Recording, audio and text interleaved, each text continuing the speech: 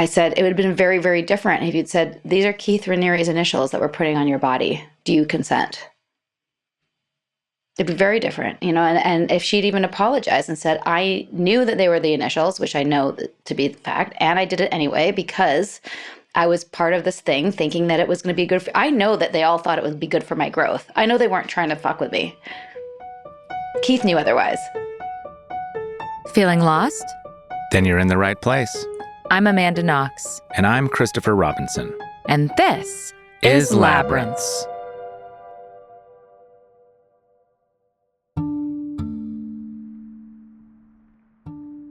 Struggling with a lack of purpose and self-esteem, a 27-year-old Sarah Edmondson joined NXIVM after attending their 5-day seminar. The self-help organization then morphed into a dangerous, high-control cult under the leadership of Keith Raniere, who presented himself as a genius mentor and philosopher. Raniere led a secretive group within NXIVM known as DOS, which stands for Dominus Obsequius Sororium.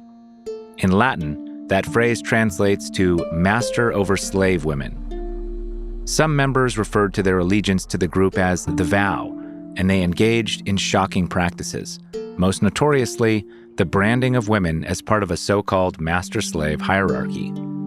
You may have seen Edmondson's story unfold in the HBO documentary, The Vow. Since then, Raniere has been convicted of racketeering and sex trafficking.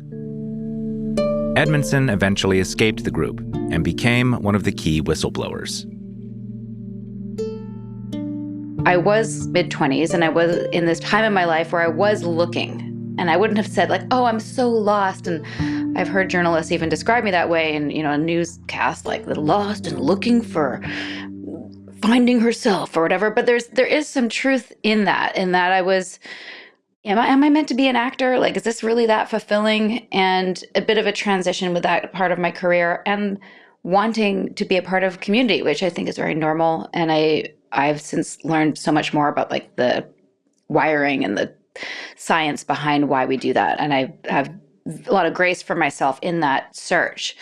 But I do think it's important to note that there was an aspect of myself that did feel a little bit lost and not certain of myself and had high self-esteem in some areas and lower in others in terms of what I was going to do for my career and finding meaning and purpose and community, all that stuff. And through this whole experience, I do feel, ironically, that I did find my sense of purpose and myself and, what I meant to do on this earth. I've always loved helping people and working with people. I thought that's what we were doing in NXIVM. Turned out, it wasn't. Of the experience, is there anything that feels unresolved for you?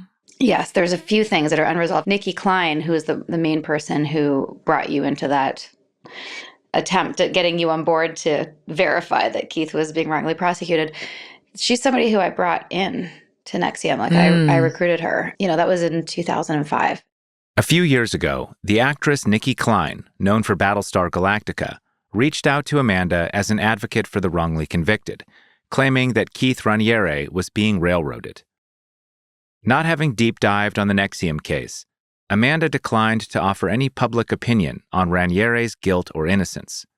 It was then that Nikki and her friends, still loyal to Raniere, asked if Amanda would agree to sign a petition they drafted that they wanted to deliver to the prosecution in Raniere's case, asking them to affirm some principles of prosecutorial conduct, such as not engaging in perjury, not tampering with evidence, and not threatening witnesses. Though it was an unorthodox move, we both figured that any prosecutor should be able to affirm such principles. Not doing so would constitute misconduct, and even the guilty deserve a just prosecution. I'll admit, signing that petition was a foolish decision. But so many people helped me out when I was going through my own wrongful conviction that I often feel a kind of survivor's guilt compulsion to hear out claims of innocence and offer whatever support I can, even if I can't affirm someone's innocence. But, of course, the fallout of this was that the clickbait tabloids ran with the headline, "Amanda Knox supports Keith Raniere." That was never true, though getting that message out was exactly what Nikki Klein was hoping for.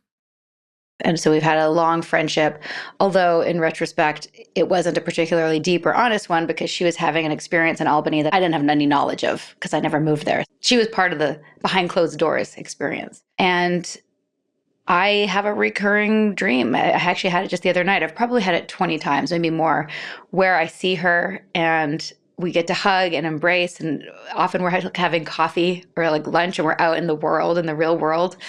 And we're like, can you believe it? Like we used to be in a cult together. And we kind of like laugh about it. And in the dream now, I get to say, Nikki, I've had this dream so many times, so real. And I'm like, I'm emotional and I wake up and I'm like, fuck, damn it. It's a fucking still dream a dream. again. It's still a dream. That really haunts me. And she's one of many people, not many. Most people are out now. Most people are out and awake is what we call it. They've woken up to the fact that they were duped. And Keith is not who, we thought he was. And so has she apparently. She's woken up, but we're not allowed to speak to each other. There's legal reasons, and hopefully that will be resolved soon.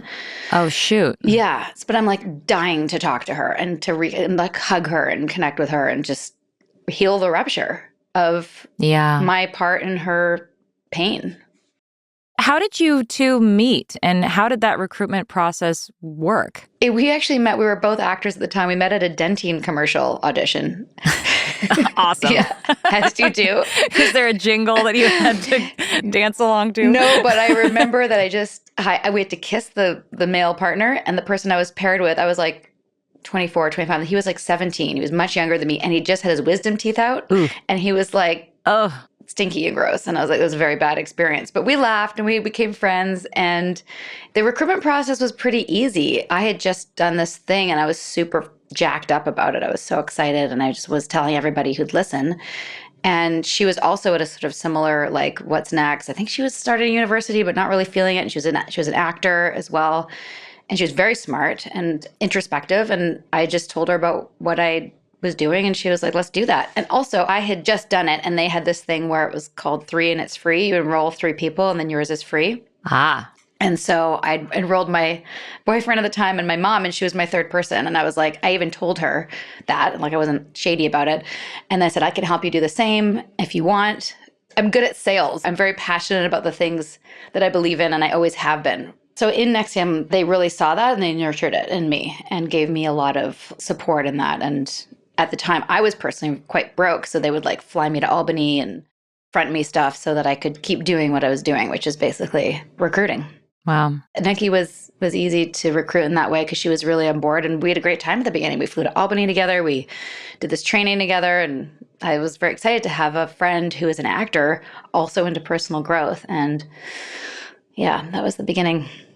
How do you feel today about trusting your own instincts about things? This is actually, it's funny, I just went for a walk with a friend this morning. We were talking about that because I feel pretty good now. 7 years free, just celebrated my 7-year freedom anniversary.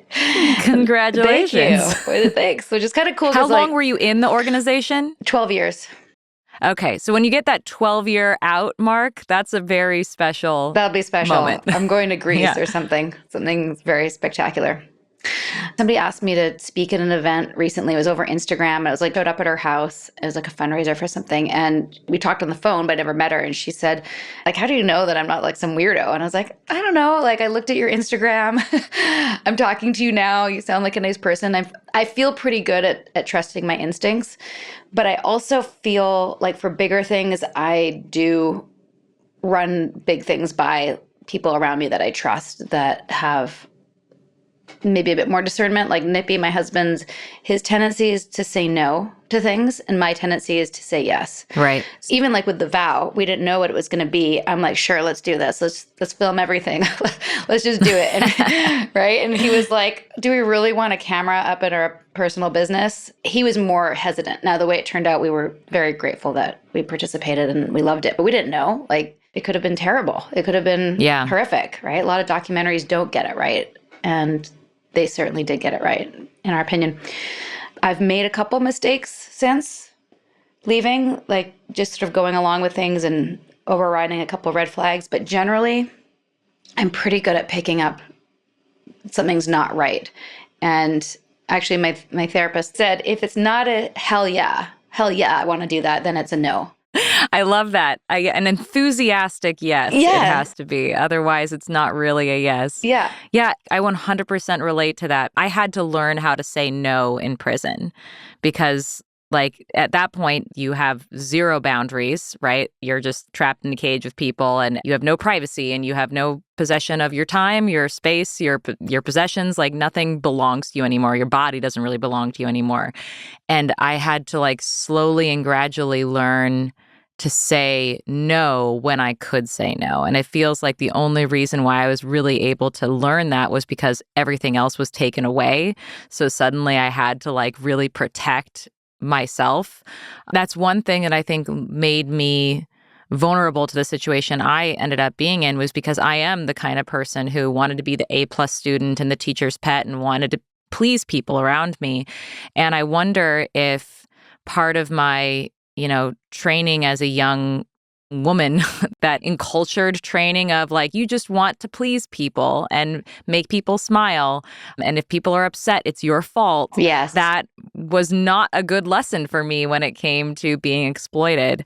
I'm really curious to hear more about that reintegration into non-cult life after, making the big break, because it's interesting. Your big break and escape was a choice, but at the same time, there was a ton of fear related to that choice. There was, what are they going to do with all this, like, naked photos I gave of myself and, like, all this stuff that they asked you to submit to them so that they would have a hold on you, and your commitment was now not really a choice. Like, after you make that choice and make that break, how do you go back to being a normal person? That is such a good question. I don't think anyone's asked me. And I don't know if I am a normal person, to be totally honest. Sometimes I look back at my life, sometimes I've had a gummy. Gummies have been really helpful for me to reintegrate and just chill the fuck out. And sometimes I'm like, oh my God, I'm, 47 years old. Just the conversations I've had to move to Atlanta 2 years ago. And I don't necessarily want to lead with the story, but, like, I have to bring it up at some point. Otherwise people get weirded out if it comes out later. Do you know what I mean? Yeah, totally. And it does come out naturally when people are like, oh, why'd y'all move to the South? And then I have to, say why we moved. And then I'm like, what do you do now? I have a podcast. What's it about? Cults. And then I'm like, kind of slide in. I was in a cult. I got out of a cult. And now I have a podcast about cults. And, like, if people are, that's sort of like the cliff notes, right? And if people are weirded out by that, then they can't be my friend, because it's a big part of my life, right? And so for me, I think I'd have a lot more shame if I'd been part of the harem or something like that. You know what I mean? Like, you got really close. I got real close. They were trying to get you. They were trying to get me. And even till the very end, even till I was writing the book, I was like, I don't really know, like, why he never, hit on me. It turned out that he did. I missed those clues. I missed what that was. Like, the invitations to come to Albany and start businesses with him was the first step. Ah. Right. And I had like 5 or 6 different invites that I didn't do I think because of my instincts somewhere inside me were like, Like, I always felt very uncomfortable around him, which I thought was my issue. Like, it was like I have trouble being vulnerable, or like my own self-worth, not like stay the fuck away because he's a sociopath. Like, this must be something wrong with me. Sometimes now, like, I'm at a dinner party and I feel normal and I look normal, I think. And then I have to say this thing and I feel like, oh my God, I'm so weird. Like, this is such a weird thing to have gone through, right? Definitely makes for interesting dinner conversation. And I'm sure you have experienced that as well. You're always a good dinner guest. Yeah. Like, yeah. How was that, Amanda, being in, yeah, I'm sure there's so many questions that people have, and that I'm not sick of them, to be honest. Like, I rather talk about that than kindergarten challenges. I'm not good at small talk. Here's a weird question that I have grappled with. Do you wonder, or like, do you have any feelings about the fact that you are a more interesting person because you have gone through this experience? Or do you have feelings? I don't want to like impose a positive or negative valence on whether or not you have those feelings. I certainly have feelings about the fact that this like horrible experience that's so definitive in ways that are utterly out of my control also makes me an interesting dinner guest. Yeah. I guess I do have feelings that I'd not acknowledged until you asked that. And I've just also discovered this about myself recently in therapy, that I thought I was extroverted, but I'm actually introverted. Okay. How does that relate to this? I have a bit of social anxiety. This dinner party example helps me bridge the gap between the small talk. I much prefer the depthy stuff. Like, I much prefer the real, gritty, vulnerable stuff. And I'd say, like, a lot of my friends I've met here in Atlanta had already seen The Vow because they saw The Vow during COVID. And then we met and I could kind of go there with them and be real with them in many ways. And I've had to for my own sanity. Otherwise I get depressed thinking about, like, where did my 30s go? Just, I'm sure you felt like, where, those 4 years, what could you have done in that time? Yeah, where did my 20s go? Yeah, for you it was your 20s, for me it was my 30s. And, like, if I really think about that, like, if I'd put my time and effort into an actual organization or built an actual company with my blood, sweat, and tears, where would I be? I can't do that. So I have to, like, try to find all these silver linings. And the silver linings is that I do love my life. I do love my circle of friends. I love that I get to do this podcast. I have to focus on that. Otherwise, it's not good for my mental health.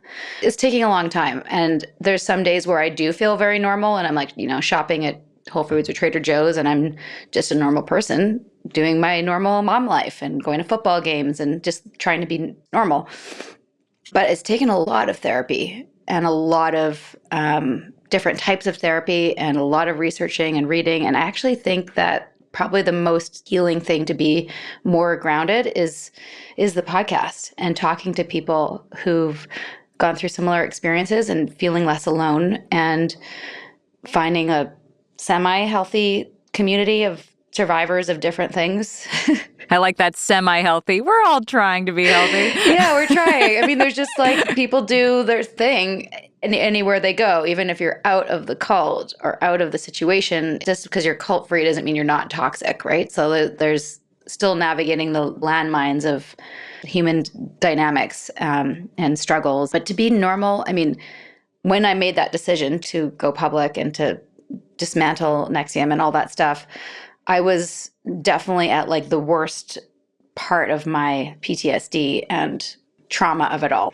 For the most part, my 12 years in were pretty good, living my best life in Vancouver, away from the traumatic shit that was happening in Albany.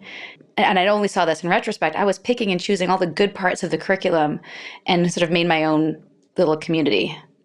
I didn't have a lot of trauma until the end, but then it was very accumulative and big. And that took a long time to unravel and heal from it. And in fact, I still have, I call them episodes, where, like, something happens and I'm a mess, a hot mess. Just like last month, we happened to be on Hornby Island. It's like my happy place. And we were there for the summer because I'm from Vancouver. And it's an island. You have to take a ferry to get off and on. And at night, there's no way off unless there's a helicopter comes to get you if there's an emergency. And my 5-year-old had an allergic reaction to something, and he's never had one before. And his whole body was, like, covered in welts and hives. And I didn't know what to do. I'd had a couple of bad sleeps for other reasons, just some other stressors. And I spiraled. Like, I had a full-blown PTSD panic attack. What was it about that experience that triggered it? It was a couple of things. I don't do well still with, like, transitions, like packing up between things. I was leaving there to go back to Atlanta, and there was a lot of moving pieces. So I was already feeling unrest internally. A large part of that, I think, is just because as that whole thing was happening, leaving NXIVM, I was in between Vancouver and New York and Albany and Toronto, and I was not settled. So I kind of, I think, had those things linked, kind of a homebody anyway. I didn't have anything to ground me. You didn't have your home base. I didn't have my home base. And I was in a similar situation, didn't have my home base. I felt very isolated, and Nippy's back was out and he was asleep. I just felt completely alone with this very scary, traumatic thing. And I haven't really dug into what was it about specifically that triggered me. I think I just didn't know what to do. And it was dark. It was scary. I had to, like, walk around campus to find some Benadryl or calamine. And I felt very alone in it. I felt very like, I've got to do this by myself and somebody could die. And he was fine. But in the moment, it was very, very scary. It goes into like survival mode, but it's like, I'm not surviving, I'm just thrashing and flailing. Yes, exactly. And I think because I'm generally pretty competent and put together, people don't know that about me. I'm not good at in the moment, even just to saying to Nippy, like, I'm not doing well right now. I need your help. I couldn't even say that. I was like, I'm going to go find Benadryl. like, so maybe that's it too. There's a great Louie episode where I love Louie. Bingo, the youngest in the family, her inner voice is saying no, but her outer voice is saying yes. And I feel like that's, again, that symptom of your inner voice is saying, I need help. And your outer voice is saying, I can take care of it because I'm the kind of person who takes care of things. But your inner voice is saying, I need help, I need help, I need help. And then that conflict happens. Yes. It's not a consistent person. It's a fragmented person.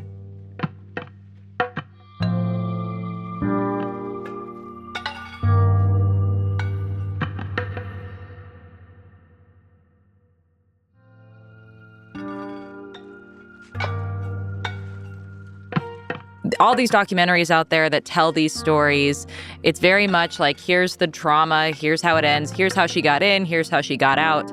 This is the cult experience. And then it sort of ends. And it's like the end, happily ever after. And it's not the end. Now there's a whole other incredible journey to unfold of like trying to get your life back together and get your sense of self back together. And I'm wondering if you can talk to me a little bit more about what that was like for you early on versus, years away now. How have you evolved on that journey and what has it taken? The healing part is really, I think, the part that can be so helpful to others. The beginning was rough. Like I said, it was the worst of the PTSD. I spent a big chunk of that literally shouting from the rooftops. I was doing all the press, but also I was connecting to all the members that I needed to, because many of them, either I had enrolled or they had been enrolled through the people I'd enrolled, which was a lot of people. Somewhere, like me personally, but less than 100, but altogether about 2,000 all over the world. Oh my God. A lot of those people even still say, I don't regret it. I learned a lot. I'm happy for them. It's the people that like became coaches or like moved to Albany. And I knew who most of those people were because they were the active members. So I just tried to reach as many as I could. And some of them, people like Nikki, I didn't even talk to because I knew that she was under Keith's spell at the time. And I knew that there was a time period where I was out. They didn't know I was out. So I was able to like reach a bunch of people. But if I reached out to somebody like Nikki, then Keith would know that I was out within seconds. Right? Shoot. Yeah, because it's not just that she would say no or you're crazy. Like she would go to Keith and then he would lock things down. Yeah. Right. And that's actually how they figured out I was out, is that I wasn't even telling that many people, just people I really trusted about the branding or DOS or the collateral or anything. I was having some people that weren't in DOS and didn't have anything to lose like I did be kind of my spokesperson. So I was having this woman in Vancouver tell certain people. And then somebody called me who was like a lower level coach who was thinking about moving to Albany. And she called me on the phone. She's like, I heard about the branding and like, I'm supposed to move. And please, can you just tell me what's going on? I remember I just dropped off my son at daycare and I like tucked into the hall. I was like, look, I can't get into it right now. Don't fucking move to Albany. Yes, the branding is real. Just fucking trust me. Please do not. I was like super like in hyper vigilant, amped up mode. I found out like seconds later through somebody else is that she was already in DOS. Oh no. She was already in and had been sent to call me, and she recorded me. And it was like up the chain of command, out, kicked off of all the WhatsApp groups and Telegram groups. It's like instant. And I was like, okay, they know I'm done. And then it was like, fuck you, motherfuckers. Now I had nothing to lose. I just like threw all the punches I could.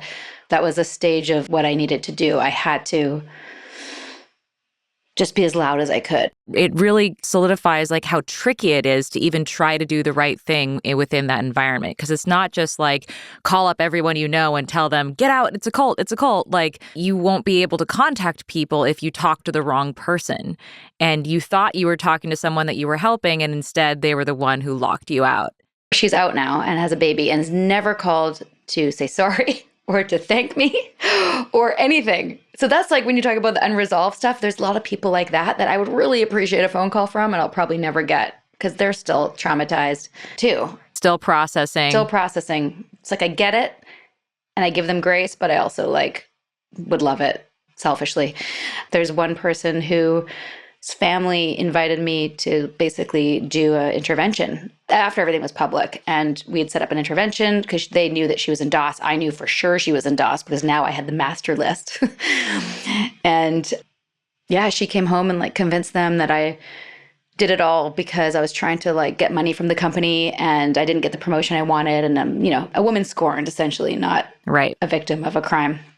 And they believed her. And then they're in Vancouver. They're part of my community. They're part of the Jewish community. So like to see them, I saw her parents out and about and she's still in. There's a lot of unresolved things like that. But to answer your question, like the healing, that first year was all about that. Getting people out, just a lot of time on the phone, a lot of time showing people the brand so they could see it. They had to see it. It was very difficult for a lot of people in NXIVM just to hear about it because Keith was really good at letting people know that there's like data and then there's projection, right? And there was class 1 data, which was, you can see it. Class 2 data has been filmed or recorded, which now isn't even that reliable thanks to AI, right? He made it very easy for people to disregard, even when there are accusations of him in the past of being like a sexual predator. Like, where's the proof? Did this person ever press charges? No, she didn't because she was scared, so scared of Keith. Like there were so many things that happened that made him impervious to actual data that would give people the wherewithal to say, that's hard class 1 data, I'm out. So I had to show them it's very vulnerable. And then a couple of years afterwards, we were filming and I also was pregnant. I got pregnant and that forced me, and I was mindful about it. I was like, I can't do this right now. I need to take a step back. I was even supposed to do a TEDx talk at that time, and I found out I was pregnant. I was like, I don't want to be nervous on stage, even though I'm a performer. It was like nerve-wracking, right? As you know. Yeah. I very, very mindfully retreated, and I think getting pregnant with Ace was really another silver lining. I didn't do it for that reason, but it really forced me to like nurture and self-care and not be involved in the day-to-day stress. And just after I gave birth to him was the trial. So part of the, the healing process was watching Keith, watching him from a distance. I was supposed to be a witness and I didn't have to be a witness because I was testifying against Lauren, who was ultimately, she turned and woke up. So because she woke up, I didn't have to testify. And thank goodness, because I would have been there with a newborn in Brooklyn, like traveling across the continent to have to face Keith, which I kind of wanted to do, but I also knew it wouldn't be great for me. So a lot of things happened that there were different layers of healing and different layers of being normal. The justice of that process, our situations are different. This is a situation where the legal system really worked, upheld what needed to be upheld. And it was very, healing is not even like, that's not a deep enough word. It was just like this huge sigh of relief.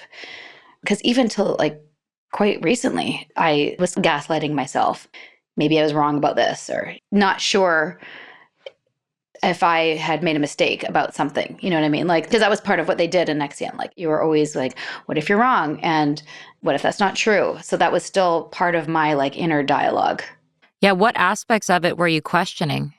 I don't know if you ever heard the podcast Escaping NXIVM, which is before I even like listened to podcasts or had a podcast. It was before The Vow came out. It was a friend of mine who I just happened to see also on Hornby Island, but 6 years ago. I'd just gotten out. It's a friend of mine from daycare.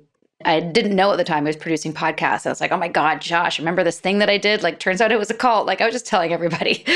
And he's like, oh, we should record that.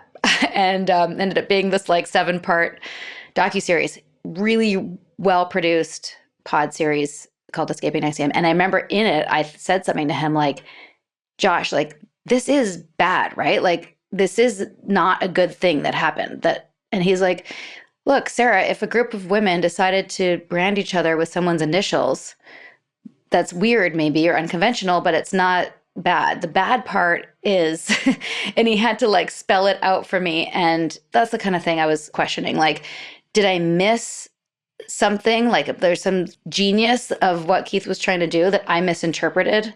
Maybe that he is just trying to help us and this is his way of doing it. And like, the narrative that they're still spinning, which is that he's an unconventional person. He cares about people and he set this program up. It's a spiritual path with this guru and this is what it takes to do this thing with him. right? Like that's That just conveniently results in him having a harem. yeah, exactly. And holding people hostage. Exactly. And their stance is still to this day, that's not illegal if everyone's consenting. But the part that they're missing is that people can't consent because they're being lied to from the beginning.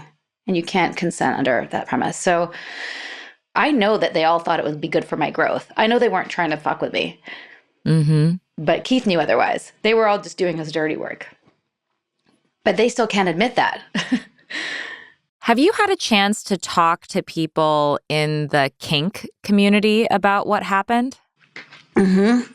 We've never done a podcast episode about it, but there was actually one coach who was also kind of lower level who wasn't part of DOS in Vancouver. And she was like mortified to know that this was going on because there is no safe word is the main problem. There's no way to say I'm not okay with this, which I immediately felt, even just getting enrolled by Lauren. I was like, this is not right. And that means you're doing it right. If you feel uncomfortable, that means you're doing it right. Bullshit. And as soon as I was like like fully collateralized, and then they're like, and now you have to send collateral every month.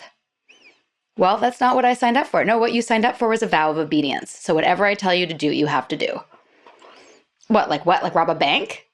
No, it's all going to be for your growth and your goals. Like till when? The kink community verified that this is not a safe place for kink. And I do think that Keith had a kink side, as we found out in the trial when there was cages ordered and paddles ordered for the next level, whatever DOS was supposed to be. Yeah. So I reached out to the kink community because I was accused of being a sort of dominatrix.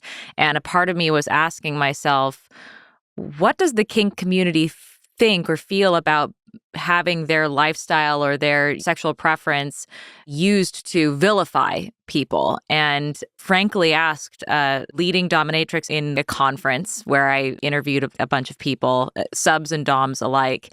I was startled to discover a number of things. One, that the kink community, at least in Los Angeles, where this was taking place, has a great relationship with law enforcement because law enforcement relies upon these kink professionals to inform them of when someone is being a victim of abuse versus when they are an actual consenting adult in a kink scenario. Because a lot of times abusers will say, oh, we're just kinky. That's why she has a black eye. And someone in the kink community would say, absolutely not. There are rules around domination and they do not involve giving someone a black eye or kicking them in the kidneys. Like, that's not how it works.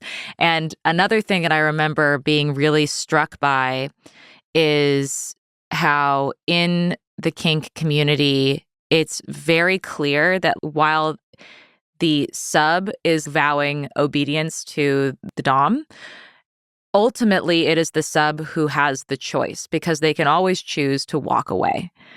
And there's this like culture within the community of subs checking in with each other to make sure that they are not being exploited by a misbehaving dom or an abusive dom. If you want to hear this story in full, check out Labyrinth's number 30, The Pleasure of Pain. And it sounds to me like one of the things that really made this whole experience so painful was that when you started feeling your red flags, you couldn't go to your other sub women for support because they would report you. Absolutely. And so you were part of a sorority of loving and supportive people until you weren't. When it really came down to it and you needed help, that's when you couldn't rely on those people that you had dedicated yourself to. How does it feel to, one, realize that that sorority doesn't really exist? And two, how have you grappled with that loss or that loss of that sense of belonging in the aftermath? More great questions. I'd say that with that particular aspect of it, that loss was such a huge betrayal. It wasn't just this lack of sisterhood in my immediate DOS group, like the women that I'd been branded with, two of which are still involved, by the way. Two of the women I was branded with are still loyal in Mexico.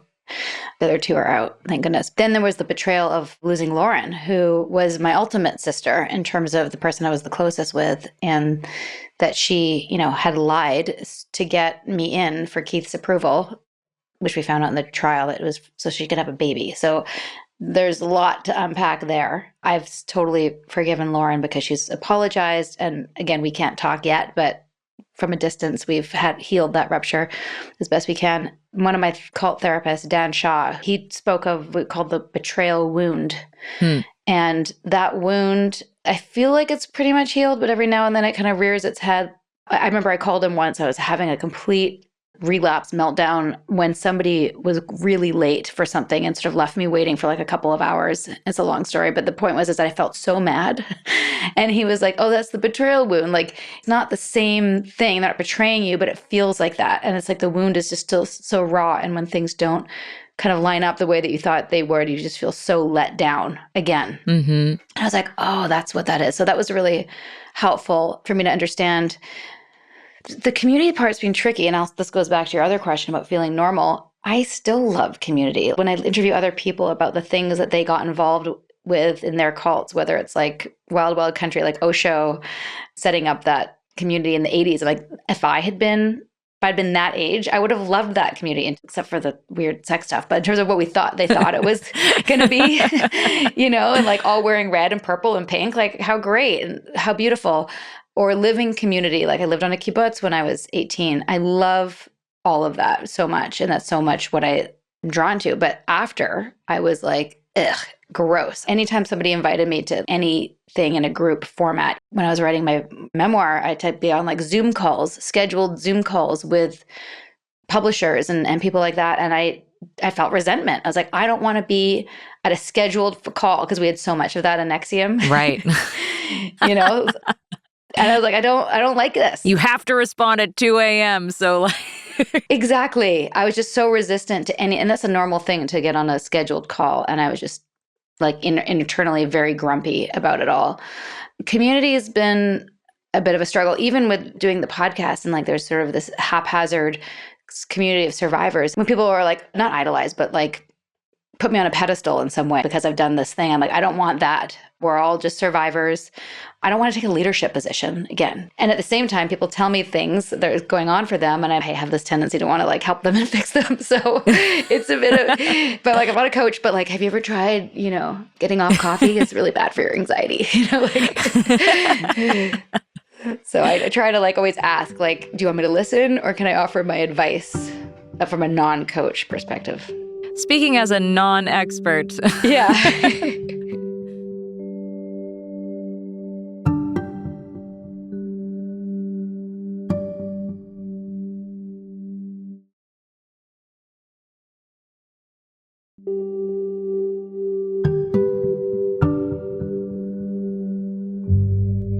You talked about how in the last, years you've had some stumbling blocks, some red flags that you didn't learn to listen to. I've also had those. I think that's a really common experience for anyone who's reintegrating.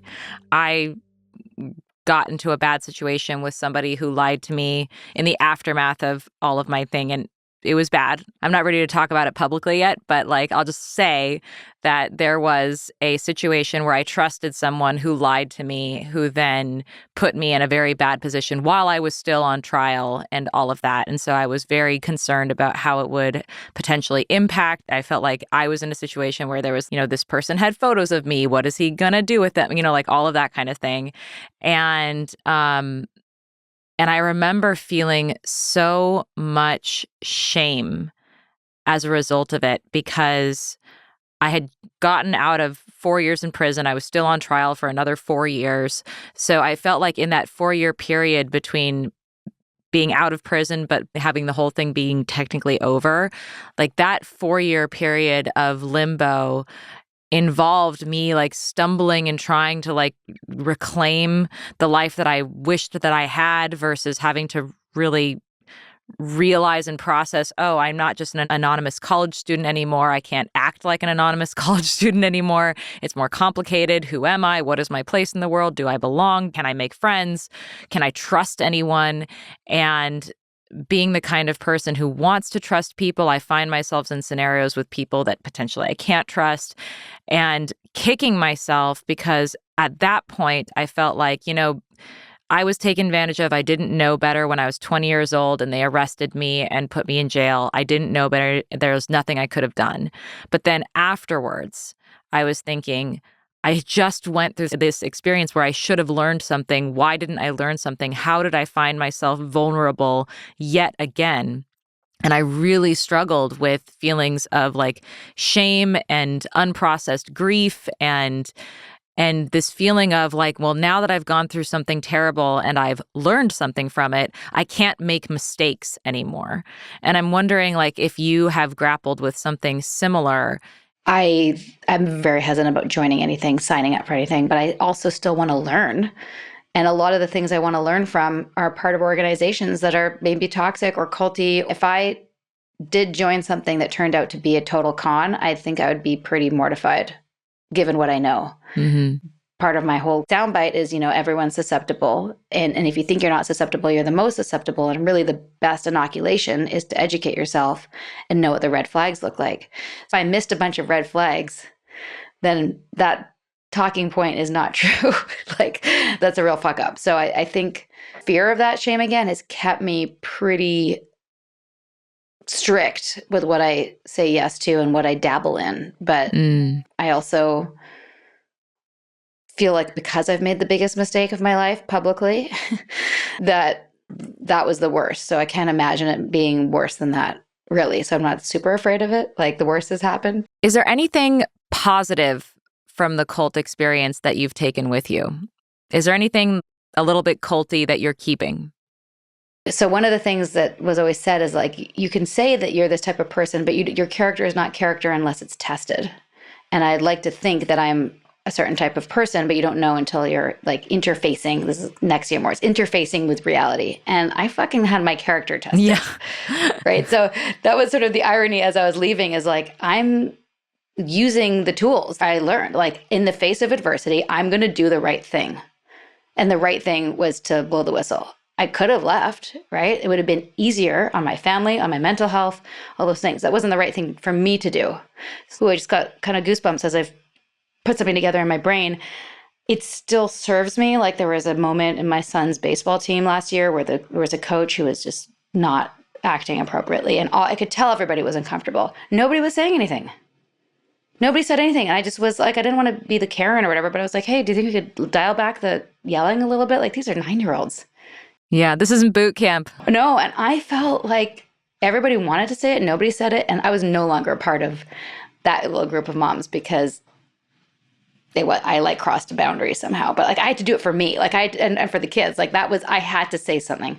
That's still left over. And then a lot of like productivity stuff that I still use in terms of whiteboard with all my projects and what needs to be done next. That's NXIVM.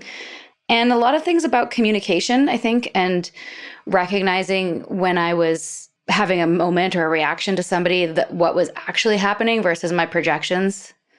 That was something that I still use. And checking projections. You're smiling and nodding, and I feel seen and heard by you right now. And if you were to look away and look distracted, I might feel like, oh, I'm boring her, or, and be like, oh, sorry, did I lose you? Or like, oh, she's like, no, I just realized I got to feed my kid or whatever. Like, I like to check those things versus just make meaning out of people's body gestures, because we do that all the time, right? We're just assuming that we know what's going on for people. So that was something that really has always stuck with me, is to check, because you don't know. I have a tendency to, if I don't hear back from somebody, like, oh, they don't like me, or imagine all the other things that could be going on. Or they're just busy. They're just busy, which is usually the case.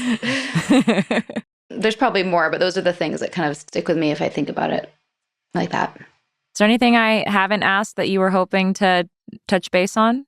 I love always sharing a couple. We talked a bit about it sort of organically, but sharing a couple red flags.